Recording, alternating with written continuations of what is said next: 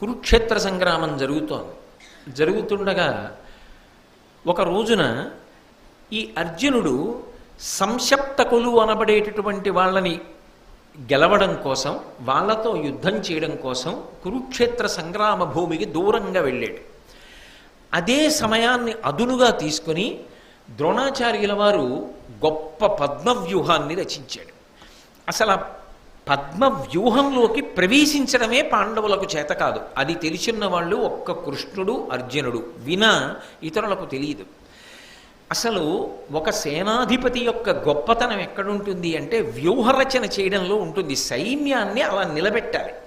అలా నిలబడితే అసలు అందులోకి ప్రవేశించడం దుస్సాధ్యం అనుకోండి, తన సైన్యాన్ని తాను రక్షించుకుంటాడు, ఎదిరి సైన్యాన్ని నష్టపరుస్తాడు.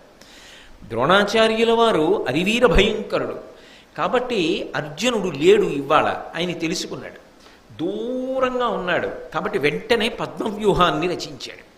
పద్మవ్యూహంలోకి ధర్మరాజు కాని, భీముడు కాని, నకులుడు కాని, సహదేవుడు కాని ప్రవేశించలేరు, ఆయనకి తెలుసు. కాబట్టి పాండవుల వైపు విశేషమైనటువంటి నష్టం జరుగుతుంది, అనేక మంది పడిపోతారు.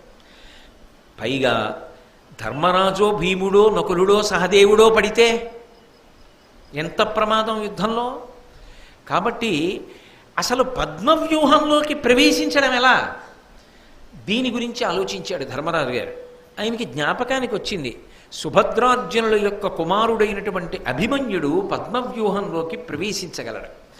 అందుకని ఆ పిల్లవాడి దగ్గరికి వెళ్ళి అడిగాడు, పద్మవ్యూహాన్ని రచించాడు గురువు, నువ్వు ప్రవేశించగలవా అని అడిగాడు. ఆయన పరమానందపడిపోయి, కృష్ణ భగవానుడు ఆనందపడిపోయేటట్టు, మా తండ్రి సంతోషపడిపోయేటట్టు, గురువు ద్రోణాచార్యుల వారు మెచ్చుకునేటట్టు నేను ఇవాళ పద్మవ్యూహాన్ని భేదించి లోపలికి వెడతాను, వెళ్ళి శత్రు సైన్యాన్నంతటినీ కాకావికలు చేసేసి దుర్యోధనుడి మనసు కలవరపరుస్తాను, అంత శత్రు సైన్యాన్ని పడగొడతాను అని ఆయన ప్రతిజ్ఞ చేసి పరమ సంతోషంగా పద్మవ్యూహాన్ని భేదించి ద్రోణాచార్యుల వారు కూడా ఆశ్చర్యపోయాడు, ఏమిట్రా వీడి సంగ్రామశక్తి అని. ద్రోణాచార్యుల వారిని దాటి పద్మవ్యూహంలోకి వెళ్ళిపోయాడు. ఆ పద్మవ్యూహంలోకి వెళ్ళిపోతూ ఆయన ఏమనుకున్నాడంటే, వ్యూహాన్ని భేదించేశాను కాబట్టి వెనక పెదనాన్నగారు ధర్మరాజు గారు వస్తారు, భీమసేనుడు వస్తాడు, నకుల సహదేవులు వస్తారు, దృష్టజ్యుమ్నుడు వస్తాడు, ద్రుపద మహారాజు వస్తాడు, సైన్యం అంతా ఉంటుంది వెనకాతల. కాబట్టి వ్యూహాన్ని భేదించాను కాబట్టి నా వెనక వీళ్ళందరూ ఉంటారు కాబట్టి నేను క్షేమం అనుకున్నాడు అని లోపలికి వెళ్ళిపోయాడు. వీళ్ళు లోపలికి వెడదాం అనుకున్నారు, మొత్తం పాండవ సైన్యాన్ని ఆపేశాడు సైంధవుడు. శివుడి వరం ఉందిగా,